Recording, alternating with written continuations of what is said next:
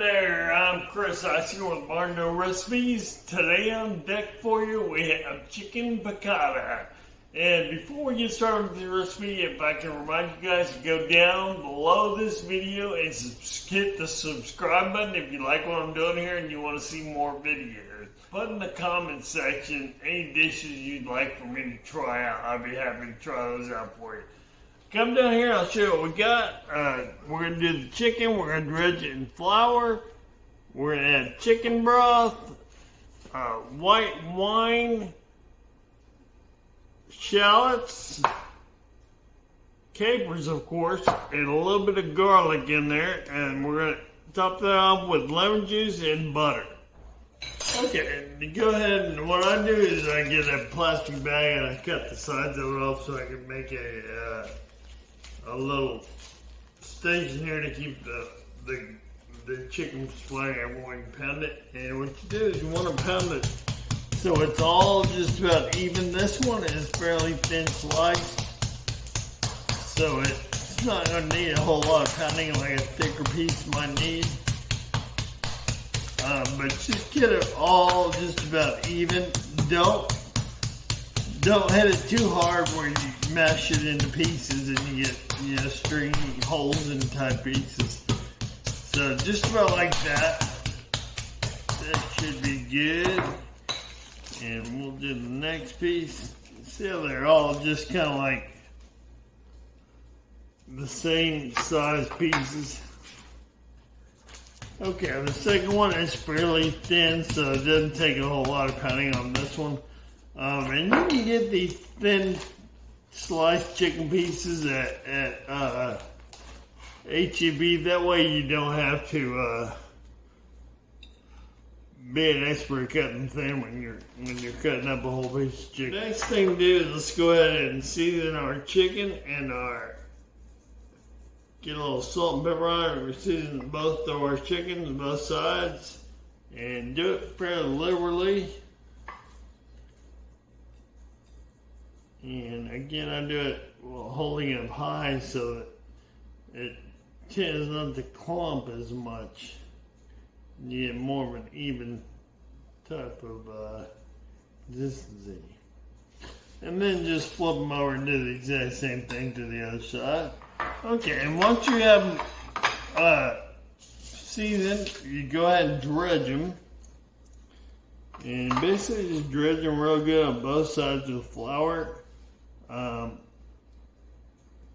not going to use a shallow dish here, so I don't waste a heck of a lot of flour needlessly, you know what I mean?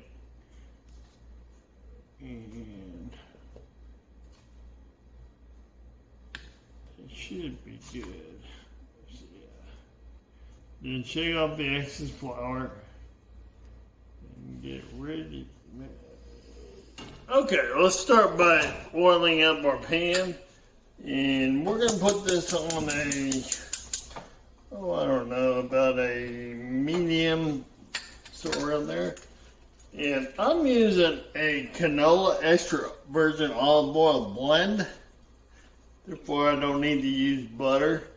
If we're using extra virgin olive oil, I suggest using a piece of butter. And once your pan gets hot enough, go ahead and add your chicken. And let it go for about, depending on your thickness, anywhere 2-3 minutes, something like that. Mine probably will take a little less than 2 minutes because it's so thin. So it's all going to depend on the size of your chicken now. Okay, once you get brown on one side, go ahead and flip it over and do the exact same thing to the other side. You see how we're starting to get a nice brown crust around the edge? And go for another couple minutes wherever you did the first side off. Once you get both sides brown, go ahead and remove your chicken, put it on a plate and set this aside for a minute. And our next step will be adding our shallots.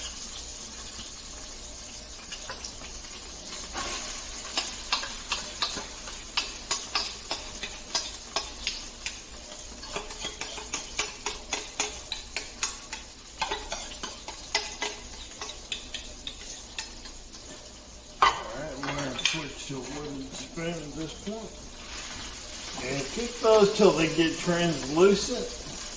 After your shallots get a little translucent, go ahead and add some of your garlic. And you can use clove garlic or whatever kind of garlic you want. I use the squeezed garlic just because it's easier. I don't have to peel them and do all that. And just cook them for a couple more minutes till that garlic gets cooked. Alright, it's really starting to smell good in here now. You can smell the garlic and the shallots cooking. And just to get a little bit of consistency and get it a little bit thicker, I add about a teaspoon of flour to it as well to soak up some of that oil and stuff. And just cook that around to get the flour taste cooked down. You don't have to add a lot, just a little bit. I suggest to make it a little thicker consistency. And once that cooks down a little bit and the flour taste is cooked out of it, now it's time to add our chicken broth and our white wine. And I will have all the ingredients and measurements for you in the comment section. And cook that down till it gets about half the consistency, half the volume it is right now. And then we'll move on to the next step. You gotta cook down about half. See how it's starting to thicken up a little bit too. It's a good consistency. Then we add our lemon juice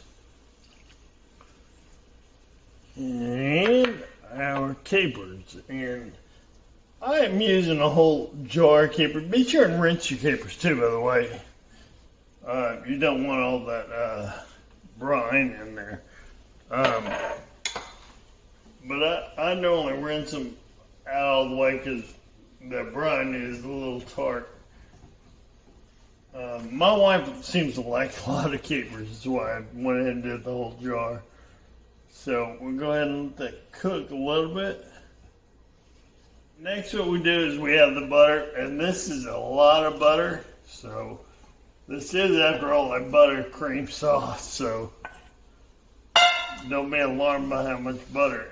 And always keep your butter moving. Turn it on low and keep your butter constantly swirling around till it melts and incorporates completely.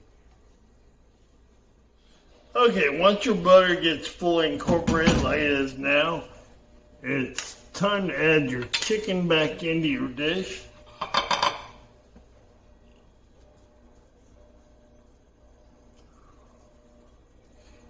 And we want to get those things nice and soaked.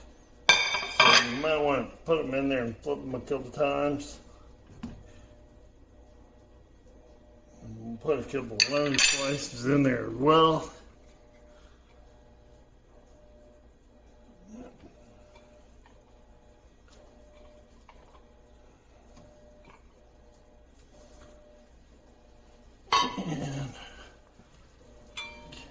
And then you can add a lemon slice to it.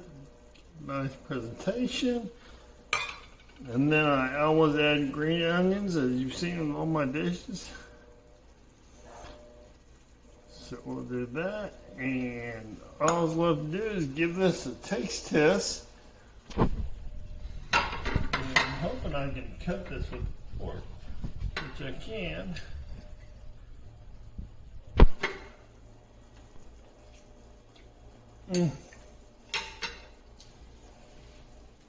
I hope you guys give this a shot. It's really a delicious dish, so